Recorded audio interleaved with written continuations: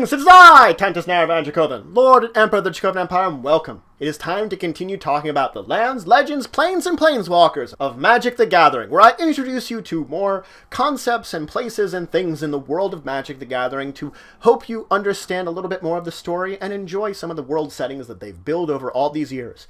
Today I'm talking about another land in dominaria, one that's very important.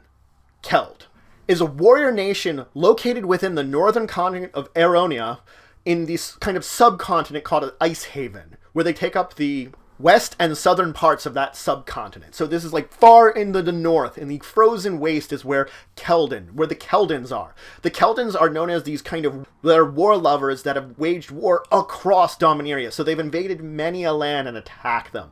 They're these gray-skinned human warriors who are fierce and almost savage in their ways. So the Keldons were known as the original ones, were known as these refugees from Parna. They kind of had traveled into these icy kind of mountainous areas where many of them sort of were just kind of huddling around trying to survive in the cold. One of them stood out above the rest. Craddock was called to the highest mountain peak in the region, and he climbed up to the very top of it, where he became one with the land of Keld. He journeyed back down to find these shattered revenants of these people, these wanderers, refugees. He brought them fire magic, red mana spells that brought them heat and warmth, and he made a pact with Izai, the current leader of these kind of rabbled people. And in this pact, they kind of joined together in this conglomerate, and Keld was formed. Now it has a rich history from there. Jatha went and began his own experiments on bloodlines that Urza had been doing himself. He eventually created this powerful kind of witch king warrior called Krieg. The two of them sort of gained control over Keld. Unfortunately, Phyrexians realized this and had an attack on Keldon. Both the two of them decided at separate times to give their lives. Okay, so Jatha threw himself on a cliff to keep the secrets in his mind from the Phyrexians. And as Krieg kind of critically and mortally wounded the general of the Phyrexian forces that were attacking there, he then also threw himself off the cliff to kind of crush and destroy his body deep in this ravine where he would be unable to recover it, so they couldn't study that either. So he kind of dealt this death blow and retreated. This unfortunate power vacuum in the Keldons sort of led to a lot of conflict, which eventually they sort of united again, only at the thought of going after Gothda, this other nation, and they went and attacked them to sort of reunite themselves and wipe the nation out. They crushed them. The next time we really hear about the Keldons is right before the Phyrexian invasion, where they decide to invade Jamora, the continent that we talked about in Mirage blocks, if you want to go back and talk about my Mirage history of Mirage videos. Anyway, it was led by an overseer named Latula, this female Keldon, and a great warlord named Drake. And the two of them basically invaded and began a war there. Latula sought to kind of find this powerful magical artifact there, as she was a master of kind of artificer in comparison to many Keldons.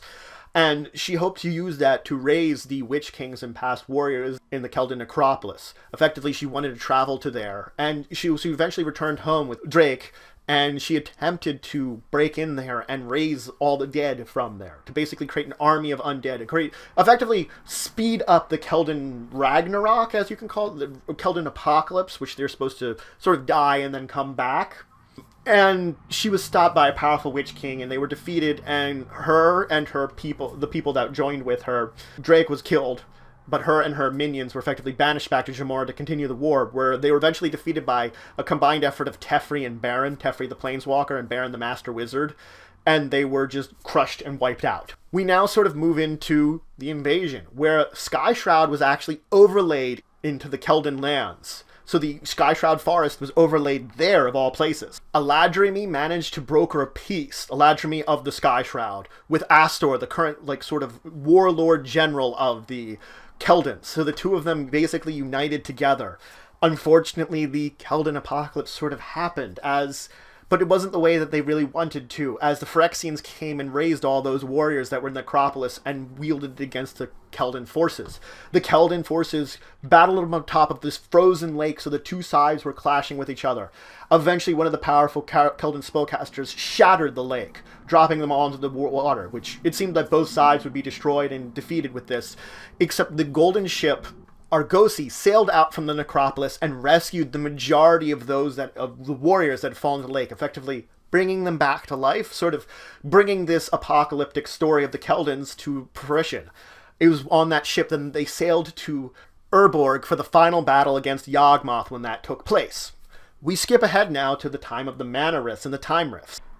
They were already devastated by the mana rifts, sort of restricting the red mana, bringing like cold and famine to them. So they were already devastated, and then the time rift brought the Gothans back, the ones that they had crushed and defeated, and they began to wipe out the Keldons.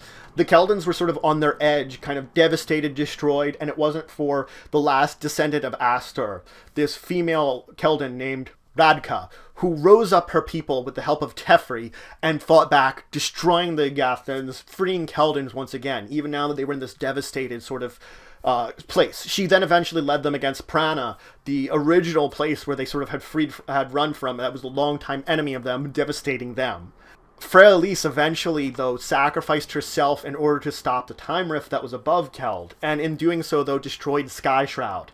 Many refugees were left over from there, but Radka accepted these refugees from Skyshroud. She brought them in, with the hopes that they would one day become true Keldons, that they would become part of their society, because their society was devastated anyway. And that's sort of where we leave off knowing about it, under the care of this powerful warrior. Now, there are a couple of locations within Keldon that we want to talk about, and Keld. Of course, there's the Gurdrungs, which are any of the kind of plains areas between some of their mountains and their powerful mountain ranges. There's these kind of lower plains areas that when you talk about them, that's them. There's, of course, the Keldon Necropolis, which I had mentioned, where the more powerful witch kings and warrior kings are sort of interred in there. The most powerful warriors are put into this place. And, of course, before the mana rifts and the time rifts, there was Skyshroud Forest for a good number of generations there. Now, there are many notable Keldons, which I've talked about a whole bunch of them. There are a few others I want to mention. There's Marxus of Keld. He was a renegade warlord that had been banished from there because of his strange skin color. He was much lighter skinned, and his, like, uncontrollable strength. He was effectively this, like, Keldon experiment, almost, that had gone awry. He eventually, in his travels as a sort of renegade, hired in order to fight against Gerald and the crew of the Weatherlight, and this was before they traveled to Wrath. He went against them and was, of course, slain in the process, but he was known for threatening them and trying to defeat them. So, of course, there are a number of cards dealing with the land of Keld that you can look into if you're looking into that. There's a number of cards dealing with the wildlife in Keld, so you can look at what kind of creatures live there, the various different types. There are a number of cards that represent triumphs that Keldon have over other nations. So those are very interesting ones too. They reflect the Keldon way of victory. And there's a number of cards that are representing different types of Keldon warriors that you can find and would have faced against during the various time periods, including dating back all the way to Unlimited with the Keldon Warlord, the first Keldon that there ever was. So that's it for today. I talked about Keld, a barbarian nation that has a rich history of war against much of Dominaria, and has had important parts in many of the major events that have gone over. Many cards, even dating back to Unlimited, have existed from Keldon. It's a very interesting place to know about. So if you have any questions, comments, anything you want to say, anything you think I left out, please leave in the comments below. Please like, share, and subscribe to support the channel, the Empire, the work I do. If you want to show some extra support, check out my Patreon, linked in the description below. If you want to check out some more Magic content not produced by me, I can recommend a few from my allies of the Empire. There's Card Bazaar, They Said, We Said, and of course Tasty Snackies. All of them put out some great Magic content if you want some more stuff for Magic the Gathering. But regardless, until the next time, I bid you farewell.